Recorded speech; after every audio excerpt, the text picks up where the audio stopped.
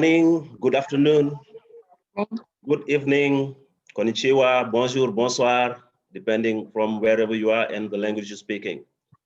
Welcome to this online workshop. But before starting, I'll be reminding some rules, some housekeeping rules. The interpretation is available. You just have to click at the first button on your right, where you can have the languages French and English, depending on the language you want to the interpretation to be done for. And you can post your questions and comments using the Q&A icon or the chat icon. So thank you for that. Her Excellency Ambassador Takato Ito, Japanese Ambassador to Ethiopia, Professor Kazuhiro Yoshida, Director of the Center for the Study of International Cooperation in Education of Hiroshima University, Mr. Taro Komatsu from Sophia University, Dr. Yumiko Yokozeki, Director of IGBA, representing the Japanese Embassy, honorable guests, dear participants, all protocols observed. We are pleased to welcome you to this webinar, which is the first of a series of 4 sessions. But before developing on the objectives of the present webinar, I would like to use this occasion to appreciate the government of Japan for their continued support to UNESCO IGBA for youth empowerment and peace and resilient building and prevention of violent extremism. This is a project the Japanese government has been supporting IGBA on. This project is an essential project that builds the capacity of teacher educators in PVE through teacher development. Special thanks to the Center for the Study of International Cooperation in Education, CICE, of Hiroshima University, who has continued to partner with us for the last 4 years. The last 3 years, we've been to Japan in the framework of study tours, and Hiroshima University helped a lot for the success of this study tour. Your immense support to this project is deeply appreciated. As for the objectives of this workshop, one of them is to develop evidence-based generic training materials for peace building, resilience, preventing violence, extremism through teacher education so as to advocate for safe and supportive learning environments for African youth. Another objective is to support at least 25 countries build the capacity of teacher educators through the integration institutionalization of peace education into current tertiary education and teacher education curricula and programs. Another objective of this workshop is to document good practices and facilitate experience sharing for all countries in Africa on the integration of peace education, advocate resilience. Another objective is to share experience with Japan. Usually that experience sharing is done through a study tour. I talked about it earlier, a study tour in Japan. But this year, due to COVID-19 pandemic, the study tour was canceled and replaced by this webinar. For the last 3 years, the study tour to Japan occurred, and 60 representatives from higher education and teacher training institute, policymakers visited and benefited from the training. And another objective is to create a forum for Japanese higher education educators and African educators to discuss and share lessons learned and challenges in the education system, both in Japan and Africa. I hope that we will have a fruitful discussion all along this session to reach the objectives of this webinar. Excellence, Ambassador Takato Ito, Ambassador Takako, Japanese ambassador to Ethiopia, Professor Kazuhiro Yoshida, Director CICE, HU, in Hiroshima University of Hiroshima. Taro Komatsu, the University of Sophia. Dr. Yumiko Yokozeki. Professor Taro Komatsu from the University of Sophia. All representatives from African countries, representatives from the University of Hiroshima, University of Sofia, and Japan Embassy. Welcome, dear participants, all protocol observed. We are very grateful to welcome you to this session on, on peace education and resilience building. It is a series of 4 different workshops. Before presenting the objectives of this webinar, I'm going to take this opportunity to thank the government of Japan for its support to the different projects through the strengthening the resilience prevention. This project is among many essential projects to strengthen the capacities of educators and teachers in the prevention against violent extremism. We want to thank the University of Hiroshima, who has contributed to support all along the 4 last years. We want to thank all stakeholders. Among the objectives of this workshop, we can note the elaboration of training documents to strengthen peace education and resilience building, focusing on training of teachers in view to promote the different tools for the youth. We want also through this workshop to support at least 25 different countries to strengthen the educators in view to integrate education, peace education, and also in the different universities, but also in the different trainings. The documentation of good practices and the consolidation and the share of experiences among African countries in view to African integration will support the peace education and resilience against violent extremism through the training of teachers, educators. Sharing experience with Japan. This sharing has been undertaken for many years through different tours in Japan, but because of the COVID-19, we now have different workshops online. Avec le Japon. Sharing experience with Japan. This is what I've just mentioned. We used to have travel studies, but now we are having online webinars. Through the different years, we had been to Japan, and many African countries have to these tours. The objectives of this webinar. It is to discuss on the different experiences and also to note the different challenges in Japan and in Africa. I hope that we're going to have fruitful discussions all along this session to reach the objectives. Très brièvement, je m'en vais vous présenter l'agenda. I'm now going to present the agenda of this webinar. I have the honor to moderate. My name is Sadio Sal. I'm the Senior Program Coordinator at UNESCO ICBA. We're going to have 3 different interventions. We're going to have 3 welcome remarks, which will be delivered by the Director of UNESCO ICBA, Dr. Yumiko Yokozeki, and the Director of CICE, Professor Kazuhiro Yoshida, and the Ambassador, His Excellency Ambassador Takako, a Japanese ambassador to Ethiopia. So I'm going to switch into English.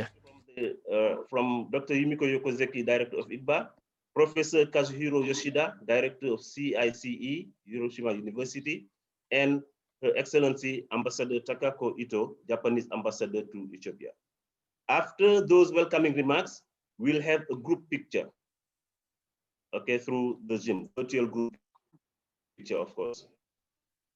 And then after that, we'll listen to Professor Taro Komatsu of Sophia University, who will be dealing with citizenship and peace education, the experience of Sophia University. After having listened to Professor Taro, we'll have a session on realizing a peaceful world without nuclear weapons, the Hiroshima Initiative for Global Peace.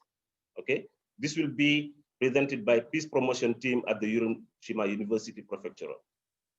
And after those presentations, we'll have a discussion through questions and answers And this session will be moderated by our colleagues Marianne and Bernard from IGBA. And this will be followed by the last activity, the last point of this agenda, which is the closing remark. So without further ado, I would like to give the floor to Dr. Yumiko Yokozeki for her welcoming speech. So Yumiko, you have the floor. Thank you very much, Saliu.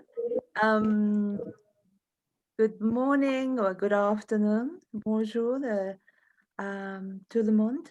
I will not put on the camera, sorry, my internet is a bit unstable this morning. So Her Excellency Ambassador, Madame Takako Kiko Ito, Japanese Ambassador to Ethiopia, Professor Kazuhiro Yoshida, excuse me, Kyoko Ito, Japanese Ambassador to Ethiopia, Professor Kazuhiro Yoshida, Director of Science, Hiroshima University, Professor Taro Komatsu from Sophia University, Tokyo, representatives from the African countries, from the Ministries of Education, Higher Education, and the teacher training institutions, colleagues from the Peace Promotion team at the Hiroshima Prefecture Government, Hiroshima University, and Japanese Embassy. It is a great honor and pleasure to welcome all guests virtually to this series of webinars on peace education and resilience building, focusing on Japan's educational policy and training programs, organized in partnership with UNESCO, ICBA, the government of Japan, the Embassy of Japan in Ethiopia, and the Hiroshima University. I would like to express my sincere gratitude to the Japanese Embassy of Ethiopia, the government of Japan, and Hiroshima University. Today's presenters from Hiroshima Prefecture Government and the Sophia University, and all participating countries. Peace is one of the African Union's priorities, Aspiration 4 of Agenda 2063, emphasizing that a culture of peace and tolerance shall be nurtured in Africa's children and young people through peace education.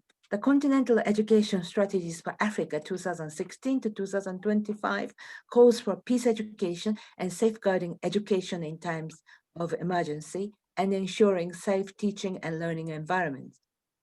Peace building is not sustainable if efforts are not mainstreamed in education and implanted in the minds of young people.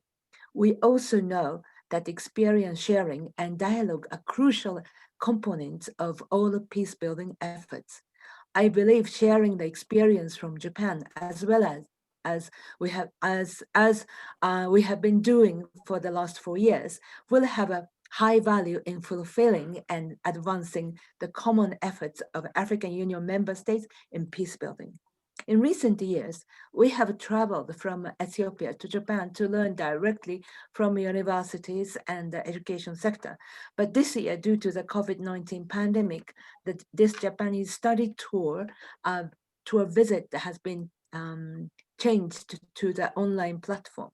In collaboration with more than 25 countries in Africa, UNESCO ICBA has worked in more than 41 higher education and teacher training institutions to ensure that the educators and teachers are capacitated so that young people are provided with training and support required to engage with their societies as active citizens and champions of peace.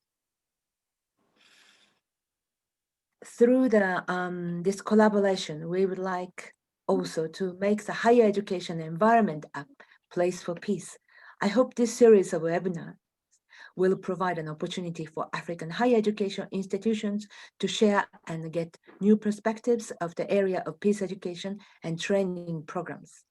Peace is the reason for UNESCO to exist. The famous preamble of UNESCO Constitution reads, "Since wars start in the minds of men and women, it is in the minds of men and women that the defenses of peace must be constructed." So peace is very important for us and for ICBA as well. Finally, I would like to thank all the agencies who have made this event possible. And I would like to repeat my appreciation to the government of Japan for the financial support to this good cause, and Hiroshima University, Japanese Ministry of Education, Culture, Sports, and Science and Technology, and the Hiroshima City University, Nagasaki University, the Research Center for Nuclear Weapons Abolition at Nagasaki University, and the UNITA and the JICA. Thank you very much. I wish you all a successful deliberation of this wonderful seminar. Thank you. Back to you, Salu. Thank you very much. Thank you very much for that welcoming speech. Now I give the floor to Professor Hiro Yoshida, Director of CICE, Hiroshima University. Professor, you have the floor. Thank you, Salu. Her Excellency Ambassador Ito Takako, my dear friend Yumiko Yokozeki, Director of IKUBA, Professor Taro Komatsu from Sophia University, thank you for joining. And also my dear friend Mariko Nishizawa from the prefectural government of Hiroshima, and all the participants. Good morning to you and good evening to you. It is our great pleasure on behalf of Hiroshima University to jointly host this series of webinar on the topic of silencing the guns. I am sure that you have been experiencing one of the most and unprecedented difficult times in combination of existing visible violences such as national related, religious related, or ethnic related uncertainties at home and around the area. In addition, invisible violences, discrimination, exclusion, poverty, isolation. And on top of that, the global threat is affecting everybody virtually around the world by the prevalence of the COVID-19 pandemic influences. It is all the more important I don't repeat what Yokozeki-san has already said, remind ourselves of the topmost important spirit, the very nature of the creation of the UN system, that we have to build the defense of peace in our mind, each and every person's mind. And it is all the more important that the roles that education will play in nurturing knowledge, skills, values, and attitudes. I'm convinced that more than knowledge and skills ever, the behavioral change and non-cognitive aspect of education role should be re-recognized, and we have to give a topmost importance that we should not leave anyone behind at this time of enormous difficulty.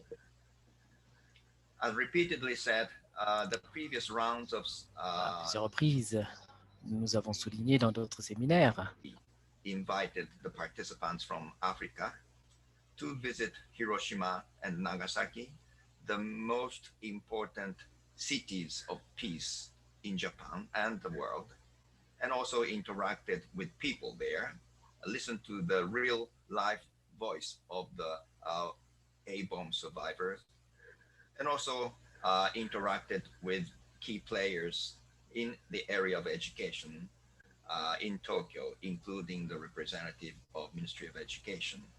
I assure you that despite the difficulty of traveling and the physical face-to-face contact, we have made sure that all the equivalent opportunities will be realized through this modern technology online. And starting with the opinion of the university and the Hiroshima prefecture, we will have an opportunity to listen to them. But most importantly, these webinars is not only an occasion to have new idea or remind those new existing ideas, but to interact among yourself and with us. And that is why exchange of knowledge and experience is very important. I'm hoping that your full active participation will make this series of webinar most successful one and for the benefit of establishing peace and defenses of peace in our mind. Thank you very much. Thank you very much, Professor Kazuhiro Yoshida, Director of Science, Hiroshima University. Now, I'm going to give the floor to Her Excellency Ambassador Takako Ito, Japanese Ambassador to Ethiopia. Excellency, you have the floor. Thank you. Dr. Yumiko Yokozaki, Director of UNESCO ICBA, Professor Kazuhiro Yoshida, Director of Science, Hiroshima University, Professor Taro Komatsu from my alma mater, Sophia University, distinguished guests, and all the participants who are friends of peace. On behalf of the government of Japan, I am pleased to participate in this opening ceremony of the webinar series, Peace Education and Resilience Building, focusing on Japan's educational policies and training programs, Experience of Japan. This is jointly organized by the UNESCO International Institute for Capacity Building in Africa, ICBA, the Center for International Cooperation in Education of Hiroshima University, and the Embassy of Japan in Ethiopia. Last February, Japan reached the agreement with UNESCO ICBA to implement the project, Silencing the Guns in Africa by the year 2020 through investing in youth education. This $450,000 project intends to formulate teaching materials through close collaboration with the Ministry of Education, universities, and teacher training institutions in Ethiopia and 24 other African countries, and to support the integration of peace education into current tertiary education and teacher education curricula and programs. The project aims de l'enseignement supérieur et de la formation des enseignants. Le projet vise à aider les enseignants impliqués. Attitudes to prevent violent extremism. 5,000 young teachers in 24 countries are expected to be trained through this project. This webinar is one of the 2 regional experience sharing and advocacy events to be conducted on the African Union's 2020 theme, Silencing the Guns in Africa, with a view to facilitating an education and culture exchange between Japanese and African higher education teachers. The government of Japan is pleased to support this project, once again in partnership with UNESCO ICBA, following the successful implementation of the peace education project in the Horn of Africa, as well as in the Sahel region, carried out over the last 3 years. Through this webinar, Japan hopes to share with African friends its experiences in such areas as how peace education after World War II contributed to peace building and development, not only in Japan, but also in other countries, and how our higher education system worked effectively to respond to the COVID-19 pandemic and minimize its negative impacts. I do hope our experiences will be useful for each participant from the 24 African countries to further develop and promote peace education and conflict prevention in their respective country. For Japan, UNESCO has a special significance as it is the very first UN organization that Japan officially joined after World War II. Its membership was a symbol of Japan's return to the international community as a peace-loving nation. As Dr. Yokozaki cited, let us recall the very first declaration of the preamble of the UNESCO Constitution. And also it states, the peace must therefore be founded, if it is not fail, upon the intellectual and moral solidarity of mankind. UNESCO carries out a very important role of contributing to peace and security by promoting collaboration among nations through education, science, and culture. Japan has been engaged in proactive contribution to peace and taking various measures for peacekeeping and peace building. As the first country in the history of mankind that atomic bombs were dropped on, Japan has been working toward a world without nuclear weapons, with a determination to be the last country in the world to experience such a human tragedy. After 75 years being passed, the education of youth to keep this torch for peace is an indispensable aspect in such endeavor. Japan has been one of the key partners for African development, particularly since 1993 through the TICAD, Tokyo International Conference on African Development. This webinar series with UNESCO ICBA is part of Japan's new approach for peace and stability in Africa, or NAPSA, a program agreed upon at TICAD 7 and currently under implementation in collaboration with African Union and regional economic communities around the continent, focusing on conflict prevention and mediation.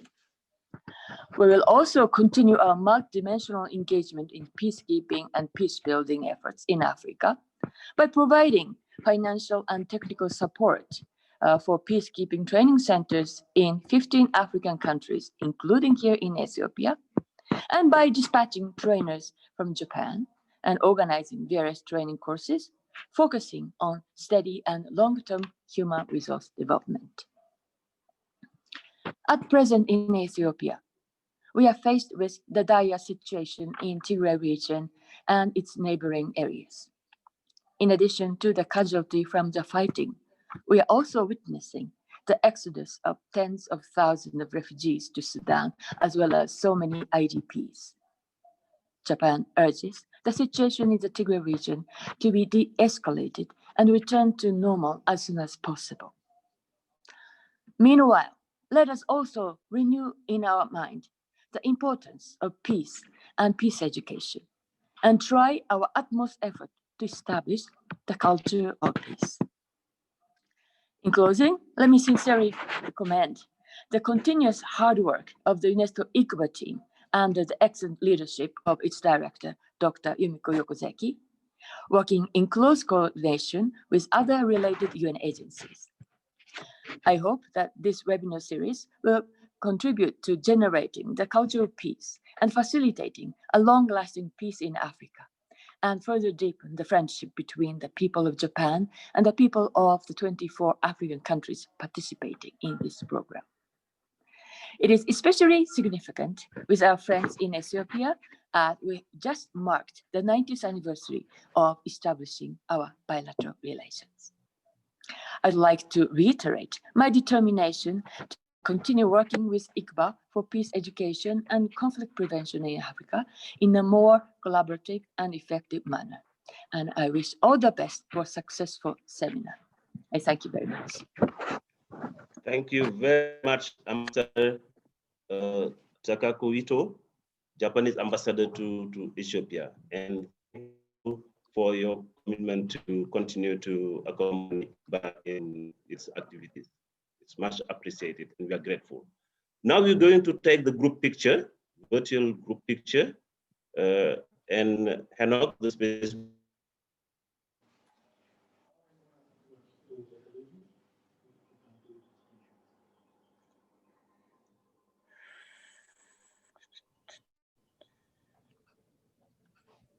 Hanok?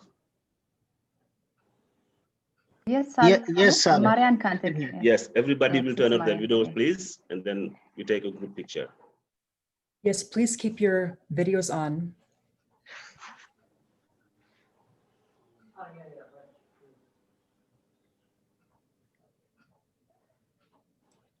Can we turn our videos on? There are about half of the participants with their videos off. Can you please turn your videos on? Just for one moment. Thank you. A few more people.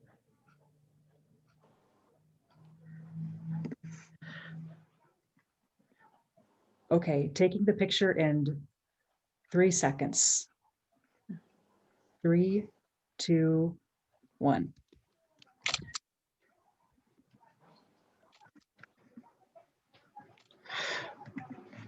Thank you, everyone.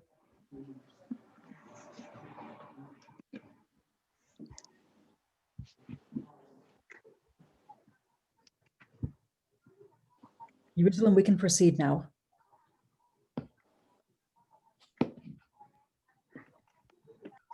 Thank you. Over to you, Salu.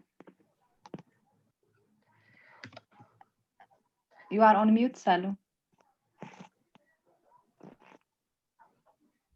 Hello?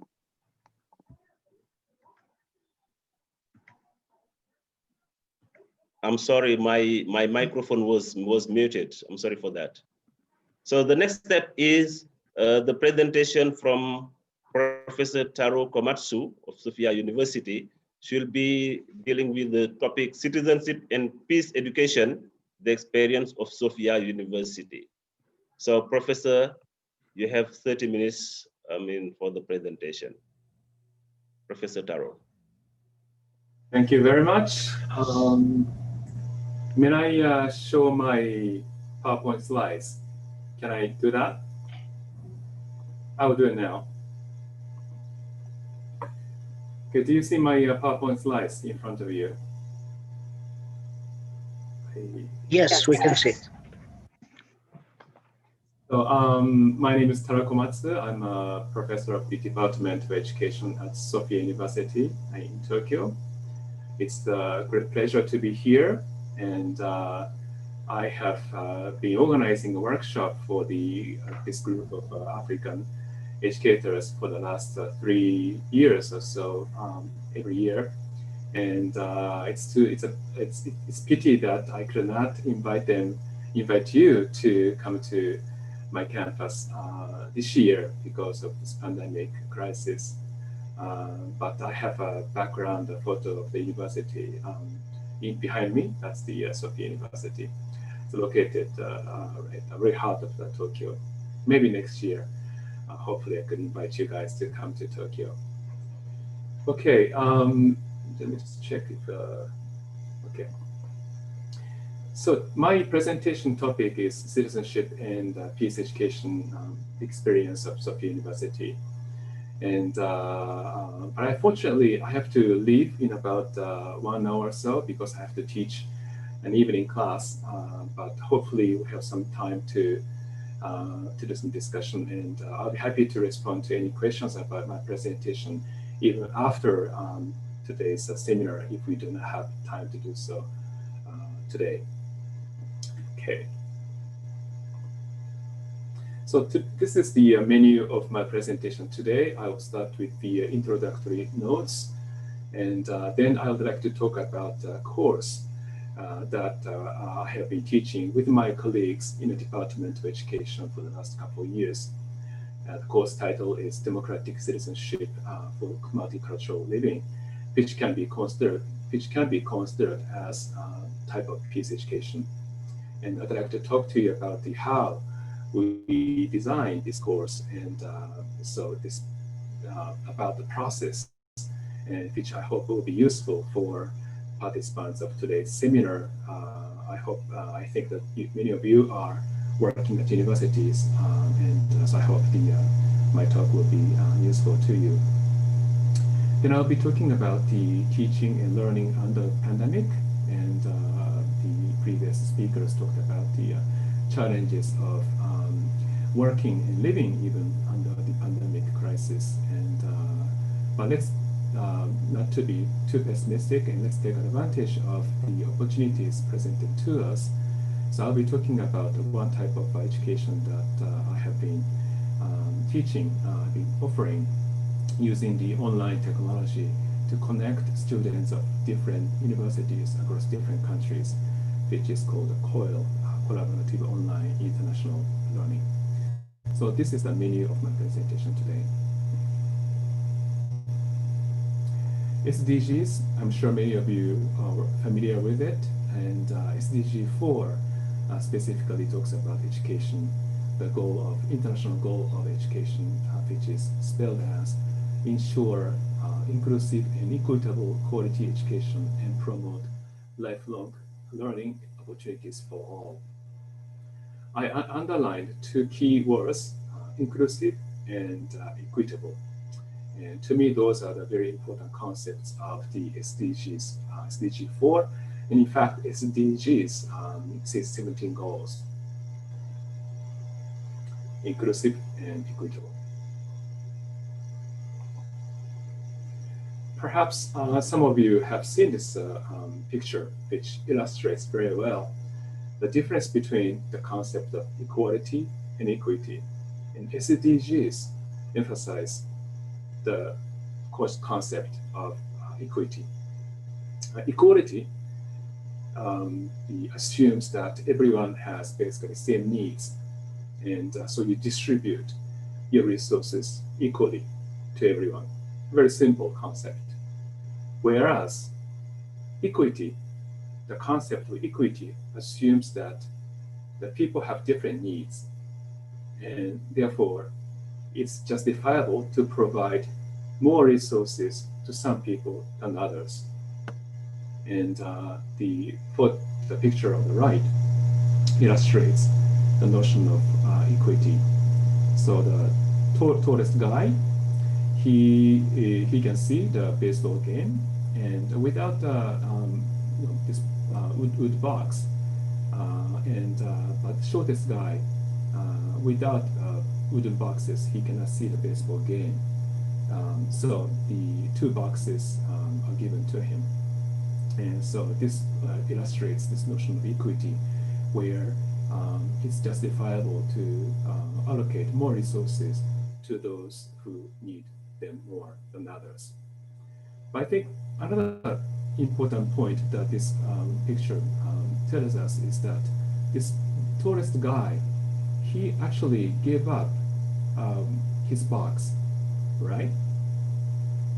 I think with his box, one box, he could see have even better view of the baseball game. But he gave away his box to the shortest guy so that he could see the baseball game. What makes this tallest guy willing to give away his resource? This is I think, important question when we talk about equity, because there's a trade-off.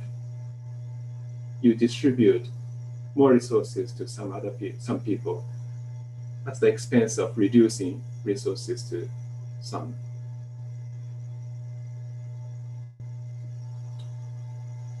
There's the famous peace scholar named Johan Galtung. Maybe some of you may be familiar with his name in his work.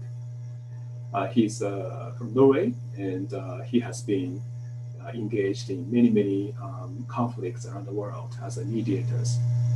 And based on his real life experiences, he developed some notions around peace and peace education. He is quite well known for the idea of structural violence.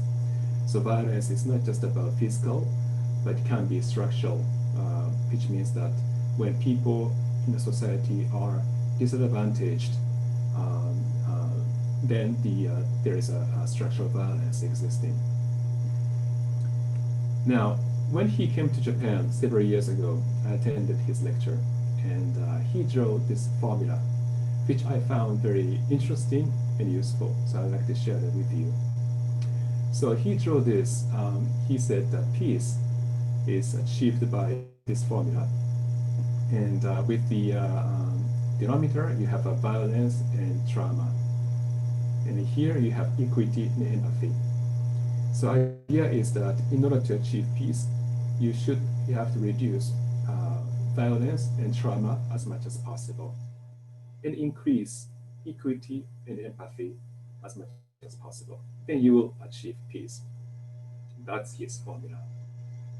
Now, as I said, he's well known for his concept of structural violence, which is associated with the notion of equity, right? But the question that I posed to you a little while ago, what makes people with more privileges, more resources, to give away their resources to others? Now, I think it's when people have empathy towards others. Conceptually, you may understand that equity is important, But when it comes to the time that you have to decide whether you should give away your resources or not, some people, or many people may hesitate to do so because that's your resources. But if you have sense of bonding or maybe empathy towards others, especially those with less privileges, you may be more willing to give away your resources to them. I think this is what this formula tells you. Of course, the piece can be contextual. In some societies, you may add some more elements. For example, in African context, you may add concepts like Ubuntu for this formula. Sophia University. I'd like to talk about the course, as I mentioned, but I can also mention something about Sophia. Not really lengthy, because you have this slide with you. But Sophia University is a private university, and our university is quite well known for its global international curriculum. And every year we send many students to abroad, as much as we accept students from abroad. And in this university, we have been teaching this course called Democratic Citizenship for Multicultural Living. And this course consists of lectures, about 14 lectures delivered by the faculties of the Department of Education. We are 9 of us, and 9 of us are engaged in this course. And we target our students' profile as those with interest in working in educational fields. Many of our students are from Department of Education, so they are interested in working in education. So when we design our course, we have that in our mind. What are the targets we offer our course? And also another profile of our students is that we see them as future residents of multicultural communities. Now, as I said, Sophia is well known for its global outlook, and we want our students to develop skills, knowledge, and attitudes to work and live in global society. But at the same time, as Japan itself is becoming more diverse and multicultural, we want them to learn how to live in diversity within Japan as well. When we design our course, we follow this theory called program evaluation theory. Now, some of you may think evaluation as something that you do after you finish your program to assess the effectiveness of your intervention. But this program evaluation theory says that evaluation starts when you actually design your intervention, or in this case, university course. Because after all, when you evaluate the effectiveness of your intervention or your course, you have to know you have to be very clear about what your course wants to achieve, right? Otherwise, you cannot assess the effectiveness of your intervention. So with this, we constructed a logic frame, which is oftentimes used when you design a development project in developing nations. But we apply that to our course. And this logic frame is a frame that explains logically how inputs lead to expected outputs and outcome. But instead of starting with inputs, you start with outcome.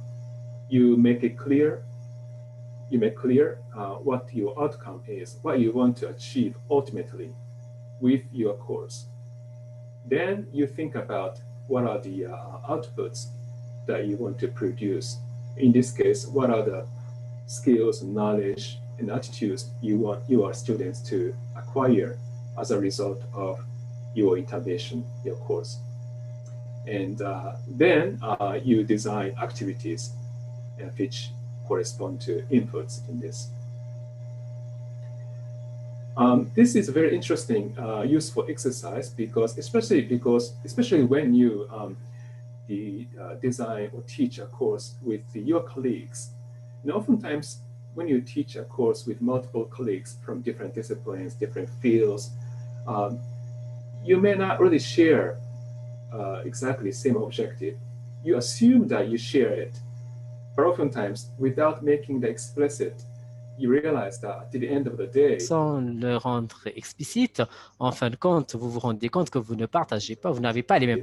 Whatever he or she wants to say, whatever she or he wants to teach.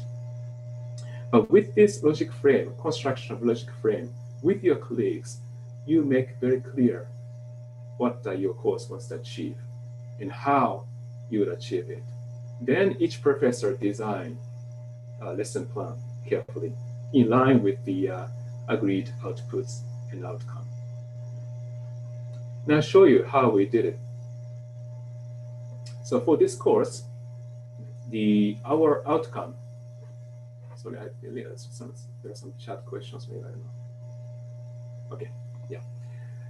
For outcome, we set outcome as this: young people critically reflect on sustainable multicultural living and actively engage in constructing a multicultural society they envision. We did not actually specify what is the ideal multicultural society. It's up to students to reflect and decide by themselves. But we develop their skills to achieve that. And also here we emphasize the component critical thinking. Critical thinking can be defined different ways, but generally speaking, it's the skills that you analyze one issue from multiple perspectives. And not only that, you come to tentative conclusion and you justify how or why you reached the conclusion. And in order to achieve this big outcome, we specified our outputs as this: young people acquire knowledge, skills, and attitudes to achieve the outcome above by proposing a creative education policy and practice. As I said, many of our students are interested in education. They will probably find some jobs in education fields. So we want them to be able to propose creative education policy and work practice. Here we emphasize creativity, because if you want to achieve equitable education, you need to be creative because resource is limited, right? So critical thinking and creativity are those that we want to emphasize in our course. And for outputs, we define that according to knowledge, skills, and attitudes domain. And I'll show you more details of each domain in the next slide. So these are the detailed outputs. So once you formulate the phrase that describes your outputs in general terms, then you discuss with your colleagues more detailed outputs for each domain of knowledge, skills, and attitudes. We set 3 items for each domain: for knowledge domain, for skills domain, and for attitudes domain. For knowledge domain, for example, we set one of them as understanding models of multicultural living. In order for them to be able to propose creative education policy and practice, students have to know existing models, whether they are really good or not. They will evaluate them by themselves, but they have to know. And for skills domain, one example item, we define that as being able to work in diversity. For attitudes domain, we define that as respecting diversity. Now then, you will define more details of each item. Okay, so let's say for the knowledge domain, the item 1, we define as this: output. By the way, for the slides that I shared with you, I think I wrote input here, but it's actually supposed to be output. Sorry, output. Knowledge domain, understanding models of multicultural living. So these are the set of knowledge that we want our students to know and understand. Okay, and the professor who is in charge of this class can also add some more concepts, some more models of multicultural living. But these are some examples that we agreed that students should know. This is the skills domain, one item, being able to work in diversity. So we specify more detailed outputs. So for example, articulating, students will be able to articulate their own cultural rules and biases at the end of the semester. And we also want our students to be able to initiate and develop interactions with culturally different others, and suspend their judgment in valuing their interactions with culturally different others. Suspending judgment is also an important element. When you encounter culture different from your own, sometimes you rush to judgment. Oh, this is very strange cultural practice. But we want our students to withhold their judgment and put off their judgment and reflect on that. And so that's one of the skills that we want our students to acquire. For attitudes domain, one of them, we defined that as respecting diversity. So for that, we set up the more detailed outputs as willing to know oneself and others, and being sensitive to minority rights, informed by a theory called standpoint theory. Standpoint theory is tells us that those with the privileged positions, those in the privileged positions, tend to be unaware of their privileges. Those in a majority tend to be unaware of their privileges. That's what this standpoint theory says. So we want our students to be aware of that by knowing this theory. Okay. For this course, we wanted to create a diverse learning environment.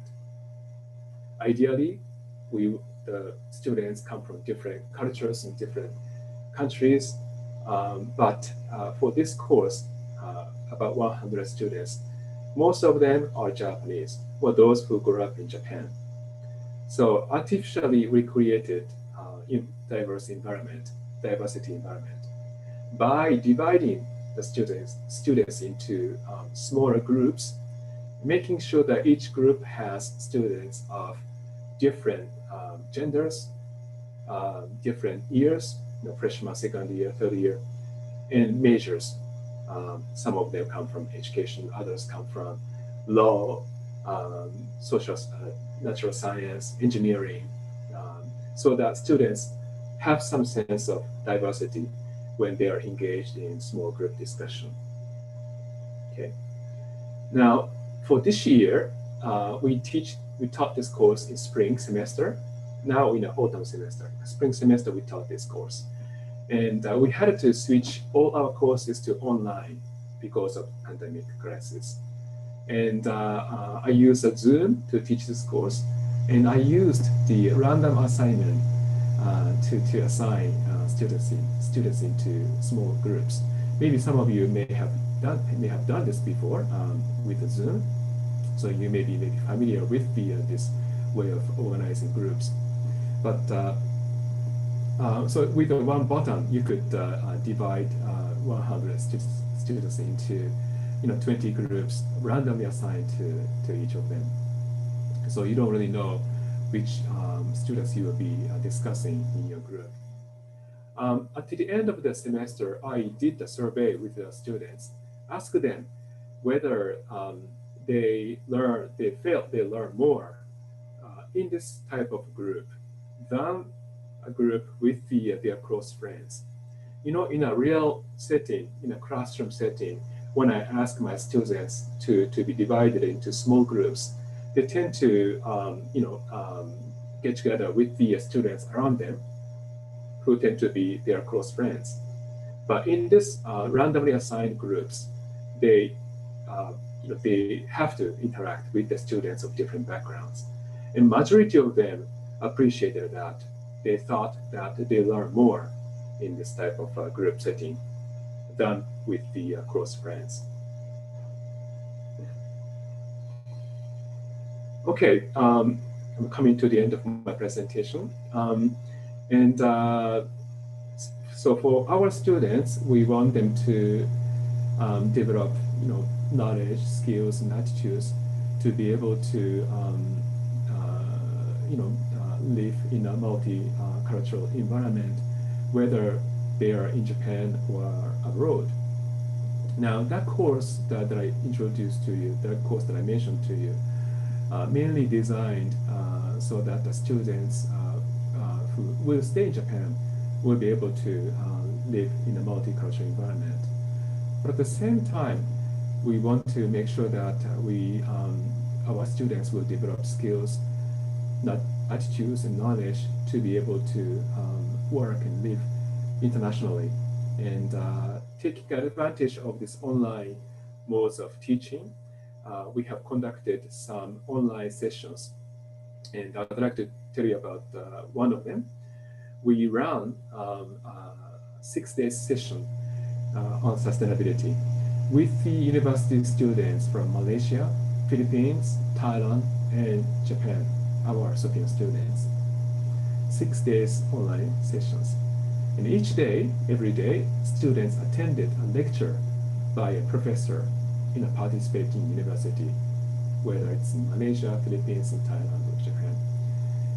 Then students are engaged in small group discussion and with the students from 4 different universities. Now imagine that we do this in real setting, meaning that we take our students to Malaysia, Philippines, Thailand, and Japan and do the same. Imagine the time, cost, logistical arrangements we have to go through. But with the online session, we do not have to do that. It's much easier. I mean, still, you have to really think of many issues when you design online session. And I'm sure for example, organizers of today's this online seminar had to give lots of thoughts on how to organize our session today. So you have to give lots of thoughts to how you organize this effectively. But as I said, logistically and also financially, it's much easier with this online session. So this is a photo, just like the organizers of this session took a photo a little while ago. I took a photo of the students, participating students of the online session. This is interesting. This was interesting because students felt really the value of diversity because the 4 countries, they're quite diverse. Malaysia, predominantly Islam, Muslims. Philippines, predominantly Christians. Thailand, predominantly Buddhist. Japan, Buddhism, Shinto.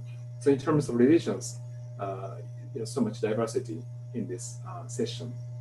And there are pros and cons, and advantages and disadvantages about online interaction. And of course, disadvantage is that students themselves told me that it's probably better if they can really interact with them face to face. And also, when you actually go to those countries, you learn a lot, not just from interaction with the other students, but also, by just walking on the street, watching people, how people live, you learn a lot. But with the online session, the sort of depth of the learning is a bit limited. But at the same time, advantage is not just about the cost and logistics, but also I realized that with the online session, you can really listen to, you can catch the words of other participants use and say, because we all use microphone. All the participating students English is not their native language. So communication is a challenge.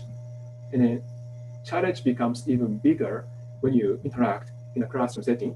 Maybe the people you talk to may be far from you in the distance, and you cannot really catch the words very clearly. But with this online session, everyone uses a microphone, and you can also change the volume of the sound. So it's much easier to catch the words the other participants use when they speak. So I think it's up to us that we assess both advantages and disadvantages of online sessions, and we continue what works best. For those of you who are interested in this type of online learning, you could maybe contact me. I'll be happy to work with you. Time difference is there between Africa and Japan, but not so much, I suppose. We can do a session in the evening in Japan, and you can do that in the morning, and we can do online joint session. So I'll be happy to be contacted if you wish to. Thank you very much. Thank you very much, Professor Taro Komatsu from Sophia University. And thank you for sharing the experience of Sophia University regarding peace studies, especially citizenship and the logic frameworks in the journey from outputs to outcome, and the advantages of new technologies in terms of conducting studies in multicultural environment. Thank you very much. I'm sure people will reach out to you, to get, lessons from your experience. Thank you very much. Now we're going to give the floor to the peace promotion team at the Hiroshima University, Hiroshima Prefectural Government, sorry. And they'll be dealing with realizing a peaceful world without nuclear weapons, the Hiroshima Initiative for Global Peace. So the floor is yours for 30 minutes. Peace promotion team.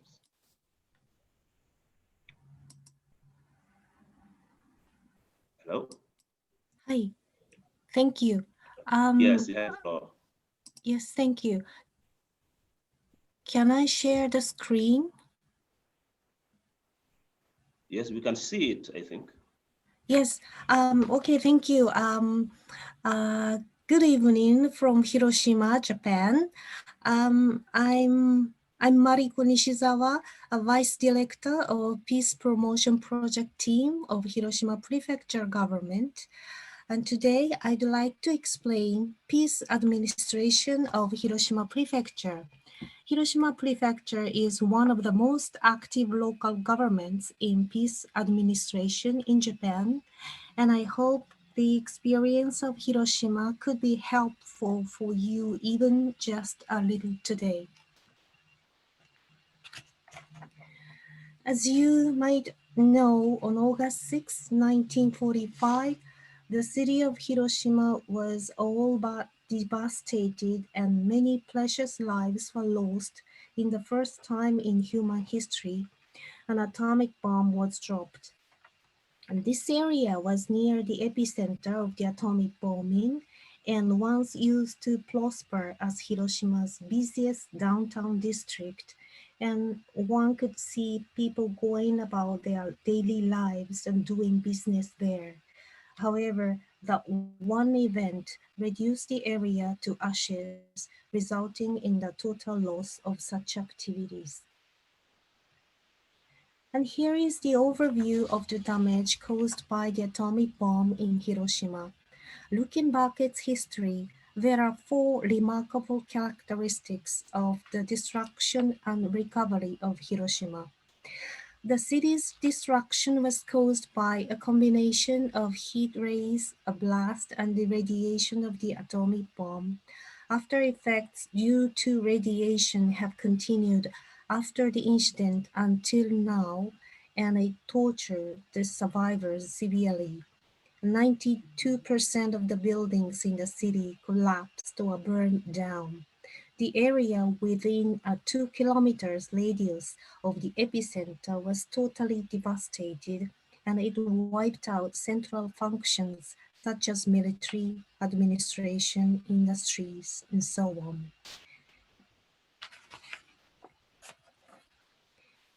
The exact death toll from the bombing is not known even today, but it is estimated that about 140,000 people died before the end of December 1945.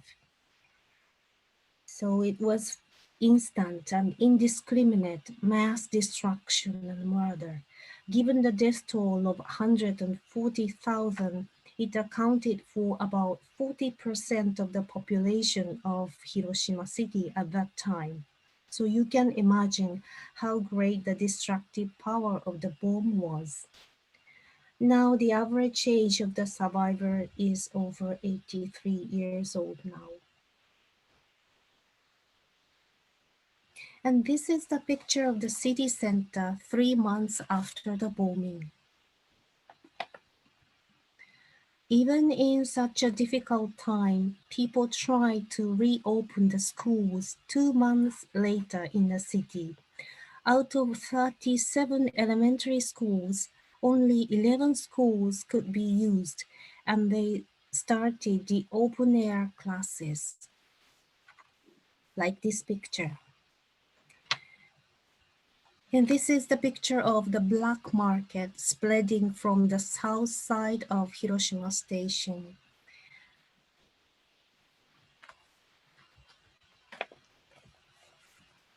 There were slum areas near the riverbank, and sometimes fire occurred. It was said that house shortage would have been accounted to 13,000 at that time. So in order to accommodate the people who did not have a place to live, the public administration had to prepare apartment buildings in the center of the city.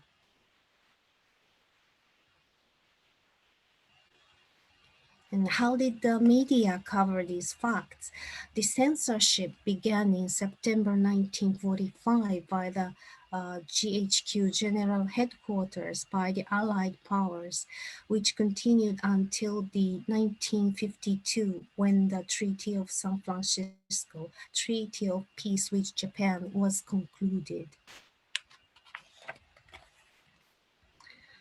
So through this experience of the atomic bomb and its reconstruction, new identity of the city has been formed.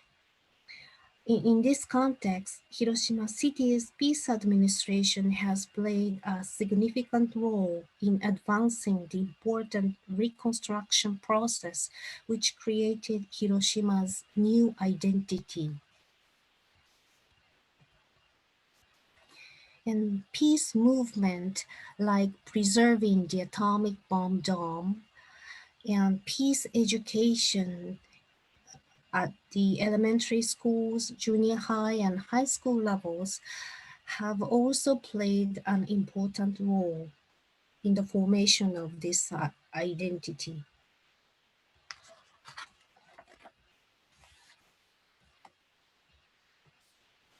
And here is the vision for peace of the survivors. There was a survey after 60 years by a newspaper company in 2005. The survey showed the fact that many of the A-bomb survivors looked for the abolition of nuclear weapons and world peace. And now the city has become a calm and greenery city. So I'd like to welcome all of you to visit Hiroshima after the COVID-19 pandemic. However, if we look at the present situation, I believe no one could be peaceful in mind. This table shows the status of nuclear forces in January 2020, announced by SIPRI, a Stockholm International Peace Research Institute.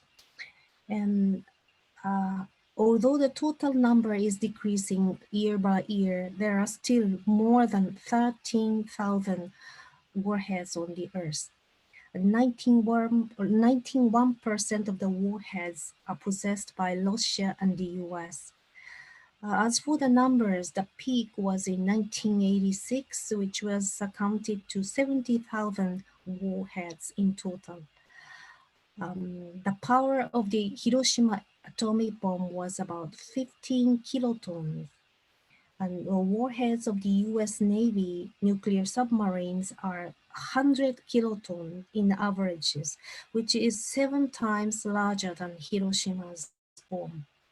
The biggest nuclear warheads in the world is the Soviet Union's, which is 50,000 kilotons, developed in 1970, which has a power of 3,000 times bigger than Hiroshima's bomb.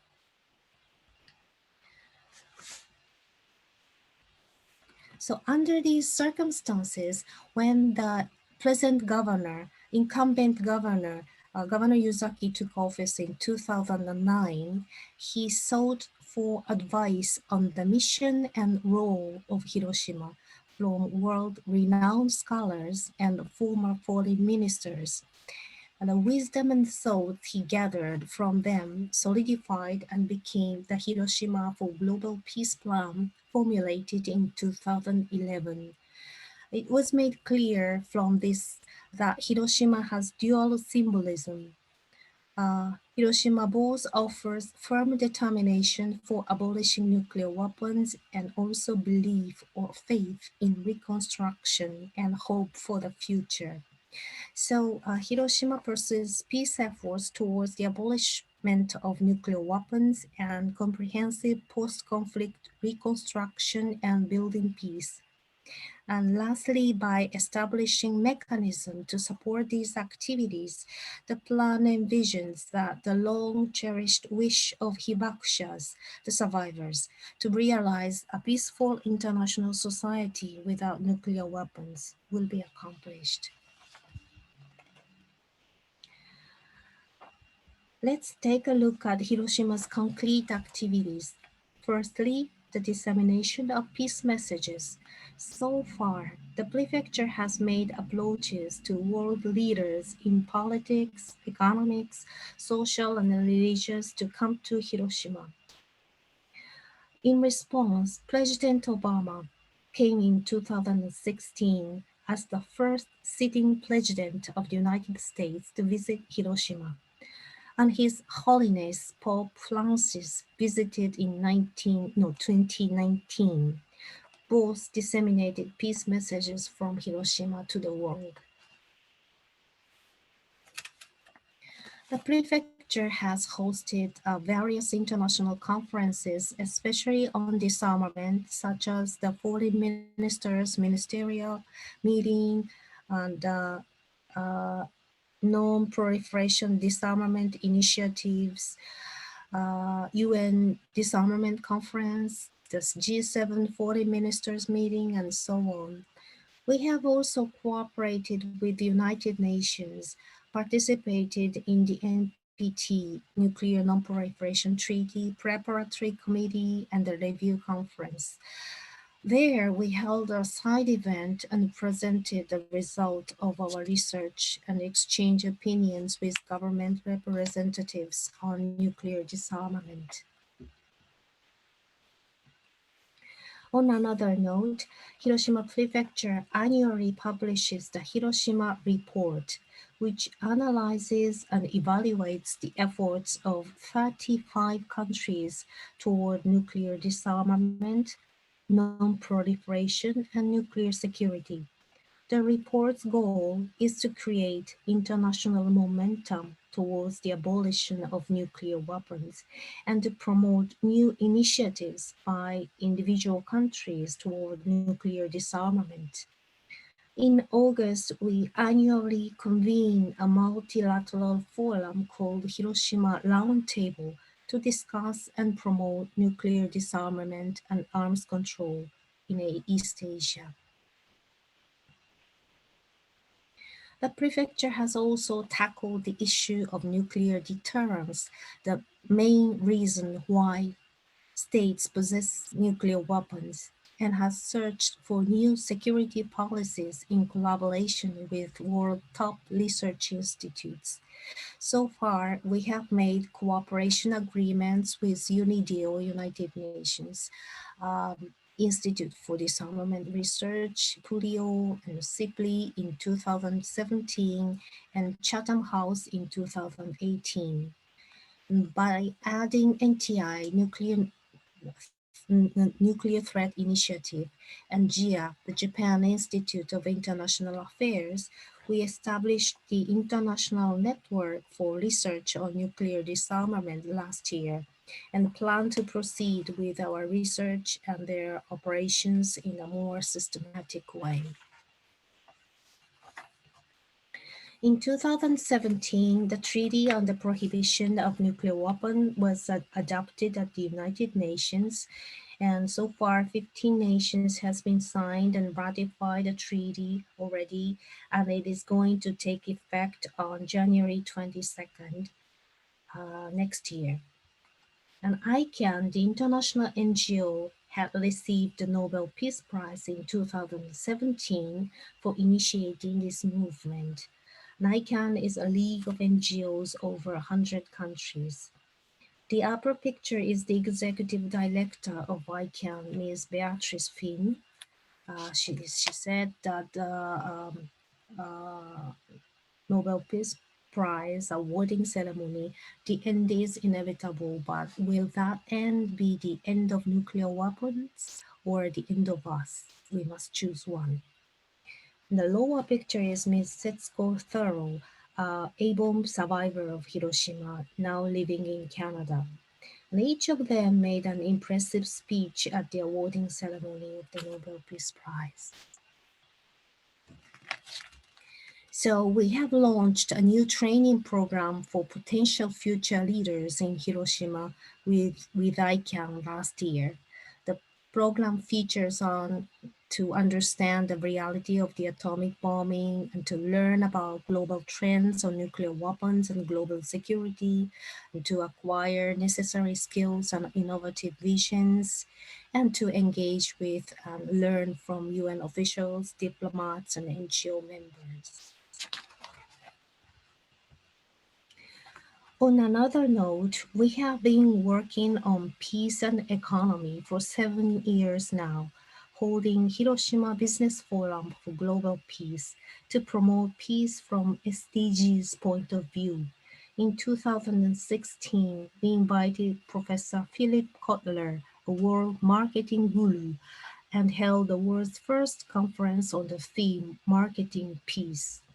We have deepened our understanding of the importance in mutual cooperation among diverse actors, including governments, companies, NGOs, and local communities.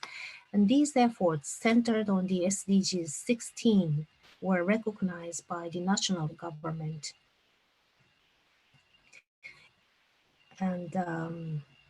And Hiroshima Prefecture was designated as one of the SDGs future cities in Japan in 2018.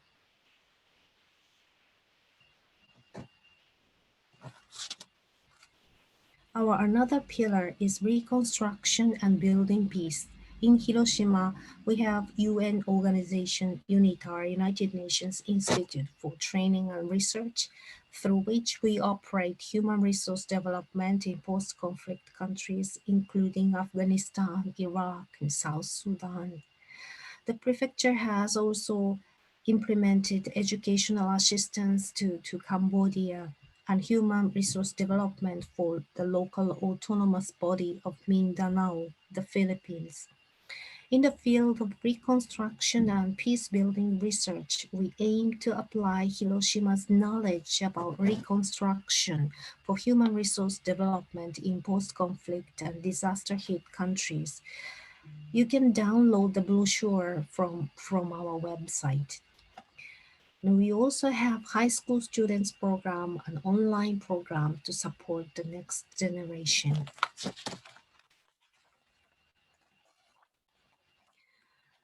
Hiroshima, Hiroshima also has an accumulated knowledge and expertise for for the healthcare of the radiation exposed.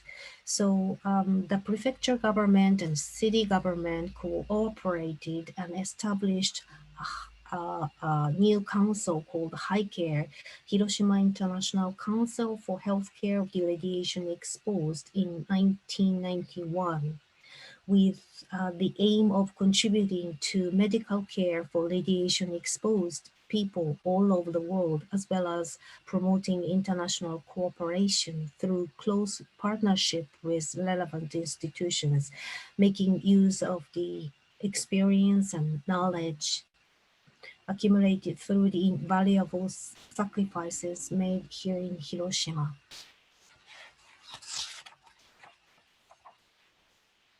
So this is the picture of the nomination for the SDGs Future Cities in 2018.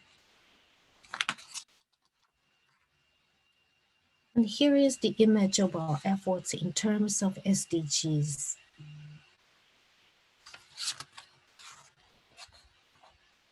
We have also launched a new website last year. So please visit our website. Thank you for your attention. Back to you, Chairman Salu.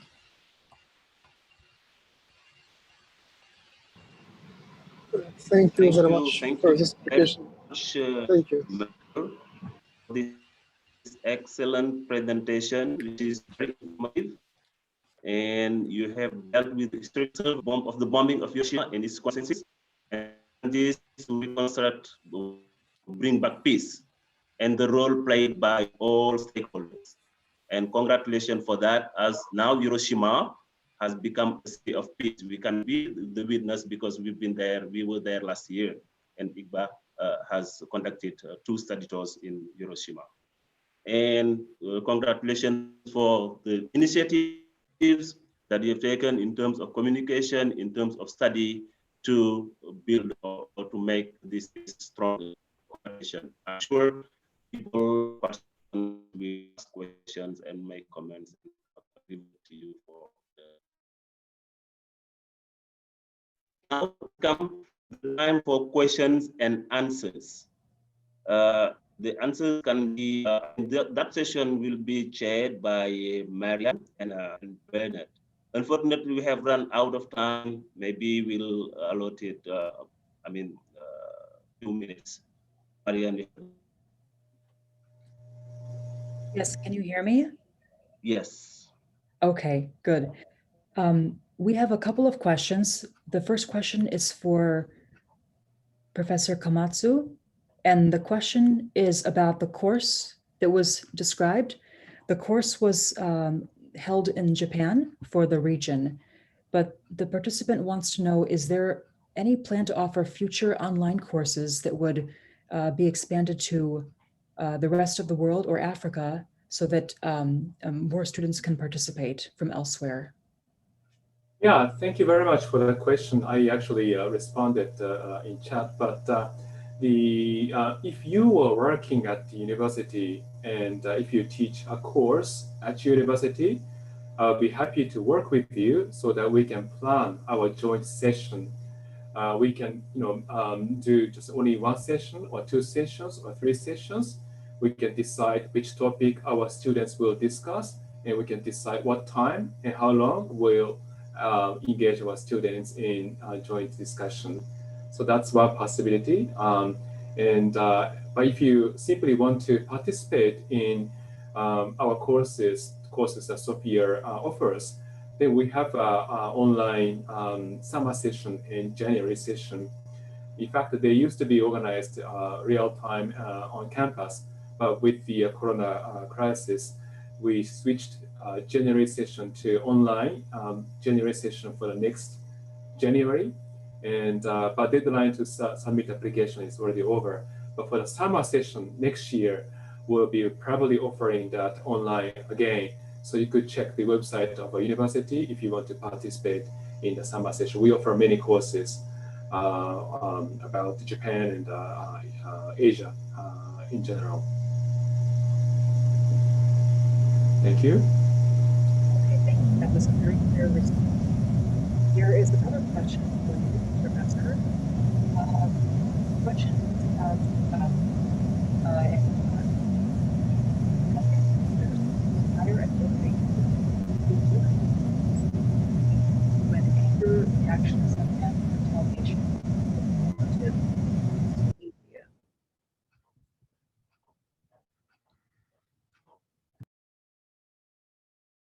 Yeah, thank you for that question.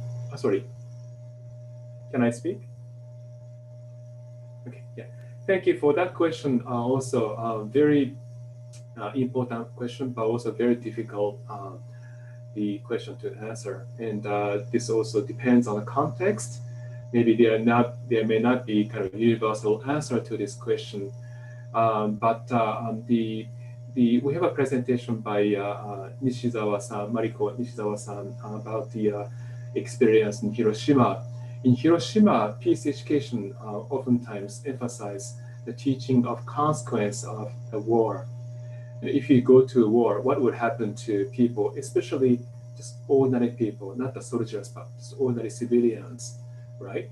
So that's one way to steer young people away from violence. Just teaching, what would be the consequence of the violence if they do not know that firsthand yet. The other side of the same coin is to teach the benefits of working together, living in diversity, living together, and it's not just about the stability, but also it's a sort of satisfaction, intellectual satisfaction, that when you learn something new from the people you do not share the same backgrounds. So both, teaching the negative side and positive sides of the violence and peace will be one way to motivate students, first of all. And if you design teacher training curriculum, you could do the same. Have teachers reflect on how they could teach the consequence of violence. At the same time, how could they teach the benefits of actually living together? Thank you. Okay, thank you for your answer. We have a question for Ms. Mariko Nishizawa. This is a question about the presentation you gave on the atomic bombing and how Hiroshima suffered and recovered.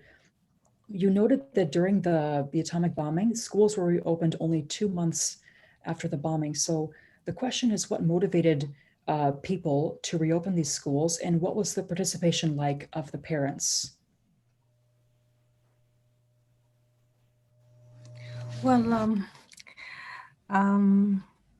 it's first I have to say that I'm not a researcher, I'm a practitioner. So allow me to present my own opinion. It's not the official statement. But I imagine that people at that time recognized the importance of education. So the teachers try to open schools even in a difficult time. So it was just 2 months after the atomic bomb was dropped, and the school facility was not has not been recovered completely. So out of 37 elementary schools, only 11 schools could be used. So the food situation worsened for some time after the war. So according to the survey of one elementary school in 1946, out of 1,460 students, only 180 students could bring their own lunchbox. So most of the students couldn't bring their lunch because of the food shortages at that time. Still, people try to continue their education.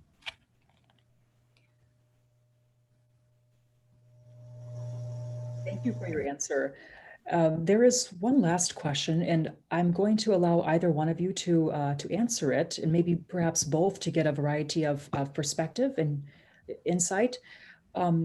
How has Japan coped with the COVID-19 crisis in relation to school openings? We've seen that In your presentation, we've seen that the atomic bomb closed schools, and now we have another different crisis closing schools.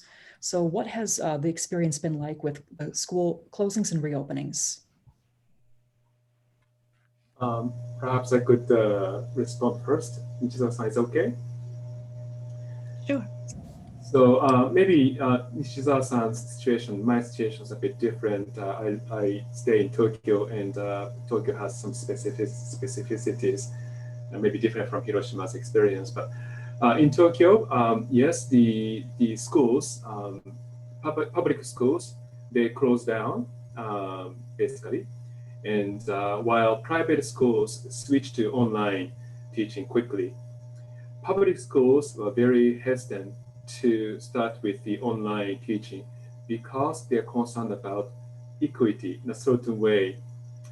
They thought, they meaning that city governments and prefectural government, they thought that if you switch to online teaching, those children with the internet access can participate, but those without internet access may be disadvantaged.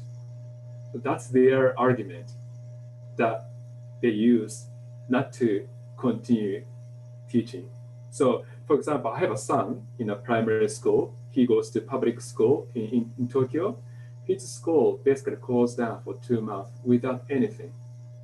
No teaching, no learning at all. And so I wish that those schools who could start with the online teaching, I wish they started it, because there are teachers who are willing to do so, right? And those without internet access can be remedied later, and by providing internet access, by providing learning materials and things like that. But then the epidemic crisis became a bit softened, so schools opened. And now, but once again, we have the increasing rate of infection in Tokyo. And just yesterday, we hit the record. And so I don't know what's going to happen. But when it comes to university, we have a more freedom to choose what we should be doing. So our university decided to adopt online teaching for spring semester and also for the fall semester. Now for the next year, the academic year starts in April next year. We don't know, right? I mean, what's going to happen to the pandemic in April next year. But we have to design our curriculum now. So we decided that we open the campus to small classes, class with the less than 30 students. But for the bigger classes, we decided to offer them online, on demand, because we cannot accommodate all students coming to the campus because we have to avoid congestion, right? So that's the policy that our university has adopted. In my opinion, I think, as I said, this is a very challenging time, but at the same time, challenging time is also opportunity. Oftentimes invention occurs when there's a need.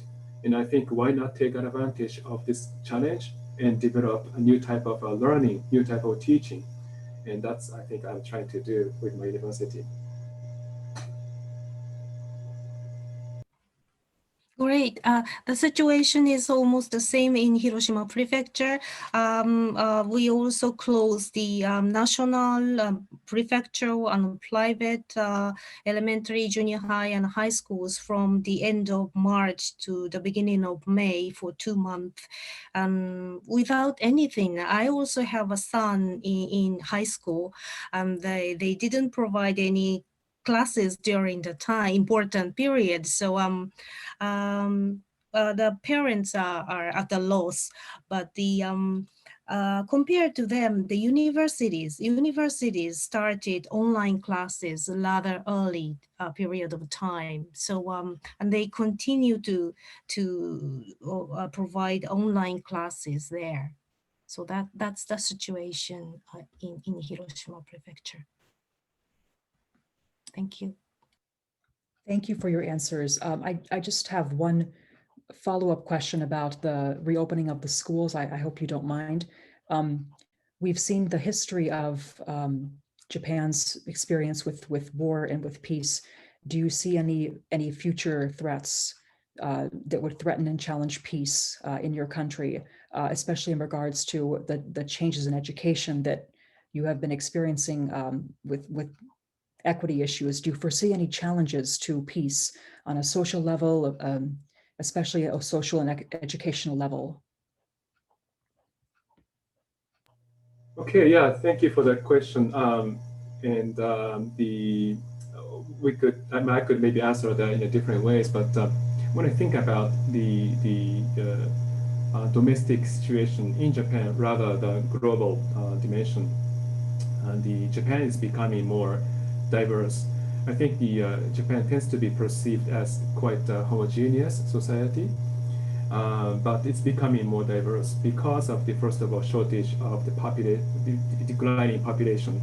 And so we have to invite people from abroad to live and work in Japan. And that means that some communities become more diverse. Now, as the number of the people coming from abroad and living in communities in Japan, we have to deal with the diversity and we have to really know how to do it.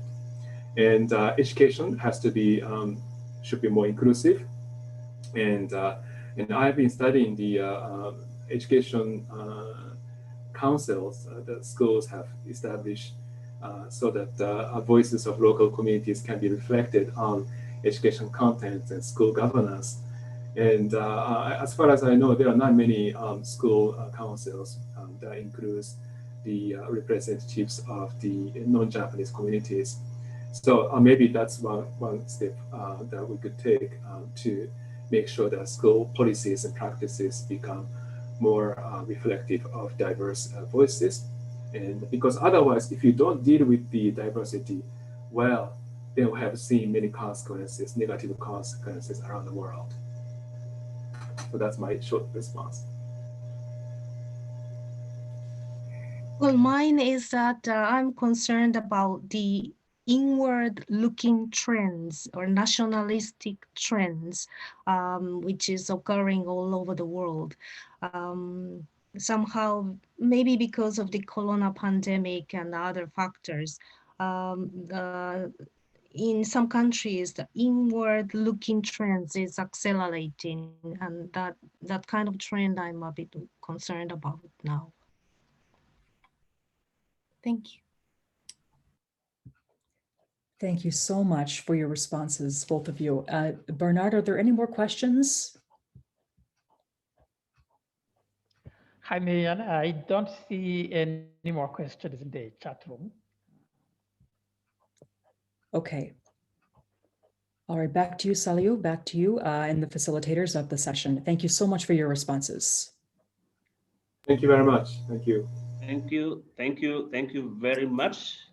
Maybe before just we finish, there's a question. Is there any specific policy developed by Sophia University to encourage African students to enroll in the peace program of Sophia University?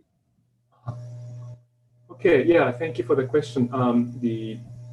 So yes, we are expanding our activities in African continent. And recently, my department, Department of Education, we signed up for the JICA's program that provides scholarship to students from African countries. And I think a couple weeks ago, I received email from one African student who wants to enroll in our graduate program with that JICA's scholarship. So that's very nice, and I have had already some students from African continent, but I hope that we have more of them using the kind of scholarship opportunities. Okay. Yes, if I may, and also maybe just wanted to add something to our previous conversation that sort of yes.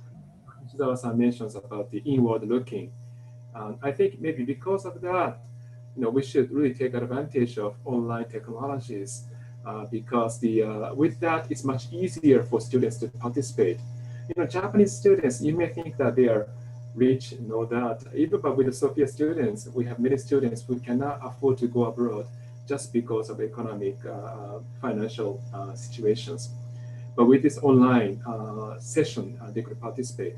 And you never know, by participating in those online sessions, interacting with the students from Africa, for example, that could motivate them to eventually go to Africa and interact with the your young people face to face. So I see this as a not necessarily sad time, but it's a sad when many people die. But let's take advantage of this opportunity and develop further the way we teach. Okay. Thank you very much, Professor Taro, for that very important intervention.